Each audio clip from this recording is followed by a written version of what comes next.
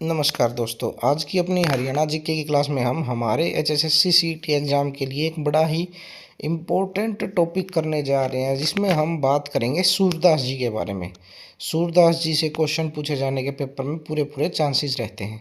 तो चलिए बात करते हैं महाकवि सूरदास जी के बारे में। सूरदास जी का जन्म जो है 1478 ईस्वी में रुणकता गांव यूपी में हुआ था। कई सोर्सेज में इनका जन्म सीही गांव फरीदाबाद में भी बताया जाता है। तो हमें अपने हरियाणा के पेपर बारे में अगर हम बात करें तो हमें सीही गांव का ध्यान रखना है। अगर सीही गांव हमारे ऑप्शंस में नहीं हो तब हमें रुणकता गांव का भी ध्यान रखना है। सूरदास जी की प्रमुख रचनाओं की बात करें, सूरदास जी की प्रमुख रचनाएं जो हैं उनमें सबसे इम्पोर्टेंट जो है साहित्य लहरी, सूर सारावली, सूर सागर, नल दमयंती, ब्याहलो। ये जो रचनाएं हैं सूरदास जी की प्रमुख रचनाएं हैं।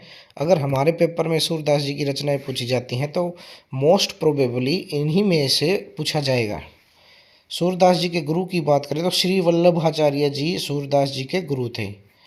सूरदास जी के बारे में एक बड़ा ही विवादित चर्चा का विषय ये रहता है कि ये जन्म से अंधे थे या नहीं थे, परंतु ये अंधे जरूर थे। सूरदास जी को वात्सल्य रस का सम्राट, पुष्टि मार्ग का जहाज, हिंदी साहित्य का सूर्य भी कहा जाता है। इसके अलावा इन्हें अष्टछाप के जहाज भी कहा जाता है। अष्टछाप क्या होता है उसके बारे में भी हम आगे बात करेंगे। सूरदास जी के पिता का नाम रामदास था, जो कि एक गायक होते थे। सूरदास जी अष्टछाप कवियों में से एक थे। तो चलिए बात करते हैं कि अष्टछाप कवि क्या होते थे। अष्टछाप कवि जो थे भक्ति काल के 8 प्रमुख, अष्ट मीन्स 8 प्रमुख कृष्ण भक्ति के कवि थे, जो मुख्यतः पुष्टि मार्ग से जुड़े थे। पुष्टि मार्ग से के बारे में भी आगे हम बात करेंगे। इन अष्टछाप कवियों की हम बात करते हैं कि ये 8 कौन कौन से कवि थे, जिनमें सबसे इम्पोर्टेंट सूरदास, दूसरे थे कुंभन दास जी, तीसरे थे परमानंद दास, चौथे कृष्णदास, पांचवें थे नंददास, छठे थे चतुर्भुजदास, सातवें गोविंद स्वामी और आठवें चीत स्वामी। ये इन आठों कवियों को ही अष्टछाप कवि कहा जाता है। ये सभी क्या थे कि ये कृष्ण भक्ति के और गायक थे। अपनी कविताओं को गायन के रूप में ये गाते थे। इनकी रचनाएं जो थी मुख्यतः ब्रज भाषा में होती थी अष्टछाप कवियों की। अष्टछाप का जो गठन है विट्ठल नाथ जी ने किया था। विट्ठल नाथ जी जो थे ये वल्लभाचार्य गुरु जी के पुत्र थे। इन अष्टछाप कवियों में 4 तो वल्लभाचार्य जी के शिष्य थे और 4 विट्ठल नाथ जी के शिष्य थे। इन्हीं को मिलाकर ये अष्टछाप बनाया गया था। तो पुष्टि मार्ग के बारे में बात करें, पुष्टि मार्ग क्या होता है? यह मार्ग बाल कृष्ण यानी भगवान कृष्ण के बाल रूप की प्रेम भक्ति पर आधारित है। इसमें भक्त क्या करता है? इसमें भक्त भगवान को अपना प्रिय बालक मानकर सेवा करते हैं। पुष्टि मार्ग के बारे में एक बात हम ध्यान रखें कि पुष्टि मार्ग वर्तमान में काफ़ी प्रचलन में है। जब भी हम कहीं भी देखते हैं तो आजकल छोटी छोटी बच्चियां कृष्ण भगवान के बाल रूप को कहीं लड्डू गोपाल कहकर, कहीं लड्डू कहकर उसका जो है पालन पोषण एक बच्चे के रूप में करते हैं। उसी को पुष्टि मार्ग कहा जाता है।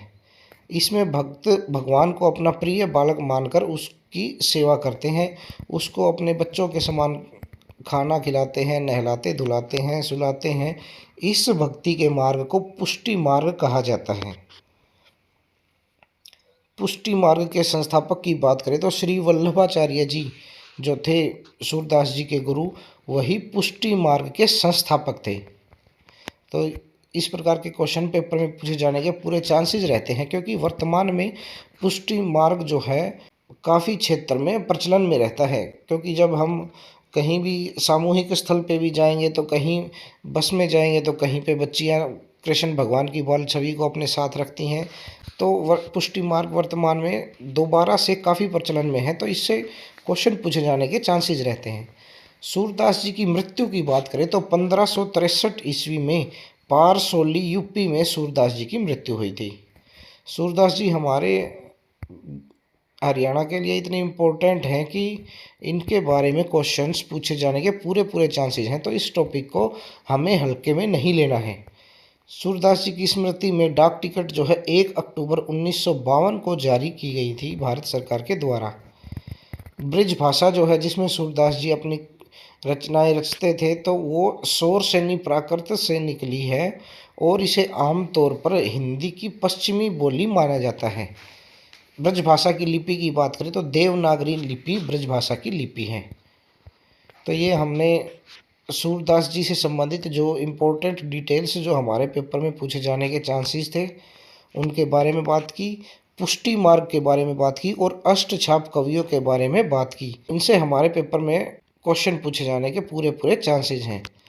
तो फिर मैं आपको वही बात कहूँगा कि इन नोट्स को एक बार आप अपने हाथ से लिखकर 2 से 3 बार इनको पढ़िए और सूरदास जी के बारे में जब भी कभी पेपर तक किसी भी सोर्स में आपको कोई भी डिटेल मिले और वो इन नोट्स में मिस हो तो उसको भी इनमें ऐड कीजिए और 2 से 3 बार इनको पढ़कर और फिर जब रिवीजन करके आप पेपर में बैठेंगे तो आपको अपनी तैयारी में काफ़ी फ़र्क दिखाई देगा।